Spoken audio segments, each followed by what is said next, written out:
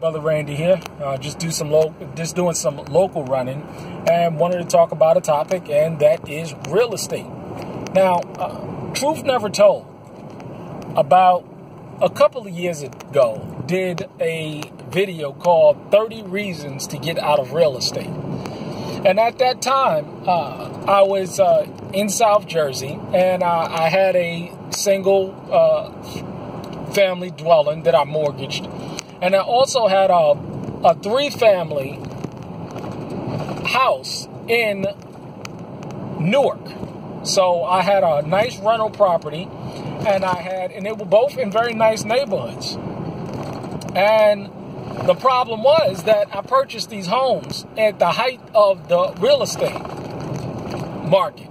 And then after that, 2008 came, the market crashed, and it never really recovered in those areas. But they were nice areas. And until I saw that video, I didn't know what I should do in terms of the course of action I should take on how I should be getting out of these mortgages. Until I watched the video, I knew exactly what I needed to do. And you need to understand that, because a lot of people that I know, they have property that they want to sell. However, they're waiting for the market to go up. And it's all well and good if you think that the market is going to go up. However, it is not guaranteed that the market is going to go up, that, you're going to be able to sell the property for what you paid for it. And as well, a little extra on the end. So, you purchase a property for $40,000. You're trying to sell it for $50,000. You got to pay taxes on that $10,000. But, you're trying to make a little profit as a result, in addition. And it's not going to be in a situation all the time, especially with mine, where I was going to be able to sell the property. And a lot of these properties are underwater. Now, could you imagine being in Hurricane Katrina or Sandy or the Irma or Harvey, any of these hurricanes, and your house is physically underwater and economically underwater? What do you think you're going to be able to sell that house for, even if moved that house, if a Katrina hit it and all of these properties are destroyed? Because you got to understand something. You still got to pay that mortgage. They don't care if the property is not there. You took out a mortgage with a bank, and they want their money. And the sad thing about it is that if you're expecting, or your primary action, you're expecting for property values to go up for you to sell it so that you can buy another property or finance some other activities that you want, that's a great idea. However, you don't know with these variables in place, none of what you can control or actually foresee. It is not a good idea to bank on that kind of strategy, because what if a hurricane hits your house? What if a Katrina hits your house? If you're already underwater on the house economically, and then you're underwater physically in the house, or war breaks out, or anything that can affect the value of that home, a toxic spill in the area.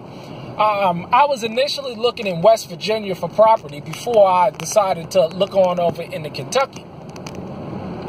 And one of the main reasons why I did not move to West Virginia was that of the water. I mean, you have all sorts of fracking going on out there, pollution. It's just not a good place to own a property because of all of the pollution, all of the coal mines, all of the fracking. And that stuff gets into the water table, and you're drinking it. I mean, you see people lighting fires in the water and stuff like that. So the idea is that, I understand that there's a lot of people out there that may have, and I know people,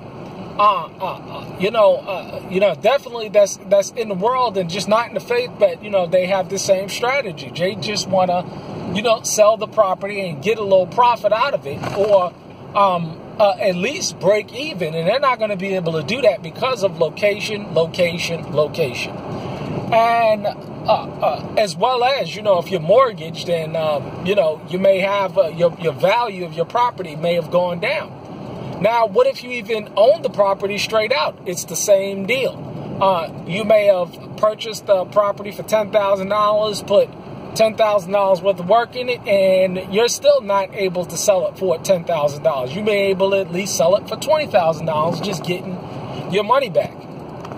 So I'm going to attach that link to Truth Never Told's video. It's called 30 Reasons to Get Out of Real Estate. And he goes through all of the variables, which are very important for you to understand. It's interesting over here. I was quietly moving to work with a couple of people that I know that had, you know, may have some cash on hand to purchase a property that went for sale next door to me. It was like 9 acres right next door to me. I mean, it was just a beautiful piece of property. And I kid you not, that property from the time that it was listed sold within 3 weeks. It sold that quick. And a lot of people, from what I saw, you know, because it sold twice since I've been here. And I've been here for about 3 years now. And a lot of people are buying that particular property for hunting deer. But they realize that, you know, for a particular reason, I think you guess why, that all the deer in the area, they can't hunt deer, so it's not a good hunting property because of the tracks and the way the deer run in this area. Somebody else is scooping up all the deer, so they go ahead and they sell the property. And I'm hoping that that's what the case is again, because there's no deer in this area. You know, for people that's just coming in seasonally and hunting it, because all of the locals, we scoop up anything. And in addition to that, we preserve the, you know, integrity of the deer population, because you don't want to shoot off all your little does and stuff like that. You don't want to be shooting any pregnant deer. And so, you know, a lot of the hunting that I can do of the few deer that I get, you know, I can get on the property. And so, you know, I mean, there's an even track on the property that I can, you know, just shoot deer right on my own land. And that's not an issue at all. But the idea is that, you know, property can be hot, because it could be in a good area like mine, and those properties sell quick. I mean, they just don't sit around. I mean, you know, people know that there's a good piece of property. You know, they scoop it up. Good location, you know, good soil, good surroundings, secluded. You know, they like that kind of stuff. And the properties don't, you know, properties around here, they don't sit for long. I mean, I kid you not. The property next door has to be about 9 acres, and it's mostly wooded. It has about 3 or 4 acres that's clear, but you know what I'm saying? It has nothing else on it. It sells just like that. Just like that. It's because of the location. And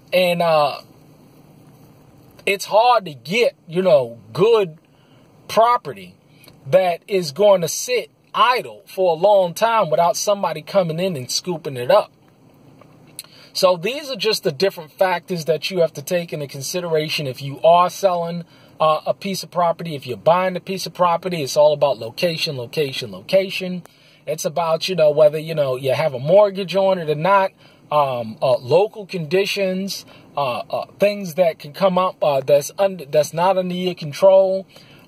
These are all variables and factors that different people are in that's going to affect the decision making, because some properties sell quick and other properties they're not going to sell at all because of the local situation, whether it's economically or there's a catastrophe or something like that.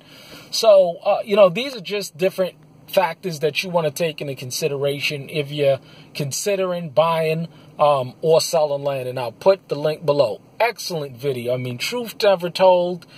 His content, I think, out of all of the truthers out there, has to be the top 3 YouTube channels that I would recommend to go to in order to learn how this system works, and most importantly of all, how to beat it.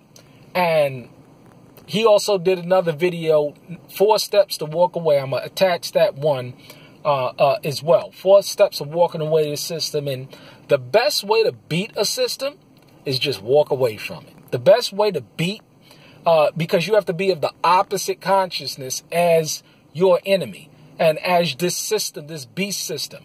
And this beast system or your enemy, they want confrontation. And the idea is not to give them confrontation, is just to walk away from it and don't acknowledge them and don't feed into them. Don't feed into their systems, because that's what they do. So you have to be of the opposite consciousness if you're going to beat a system. If the system is about collectivism, you have to be about decentralization of power, because they're about centralization of power. I'm going on to something else, but I'll put the links below when I get in, and have a blessed day. Shalom.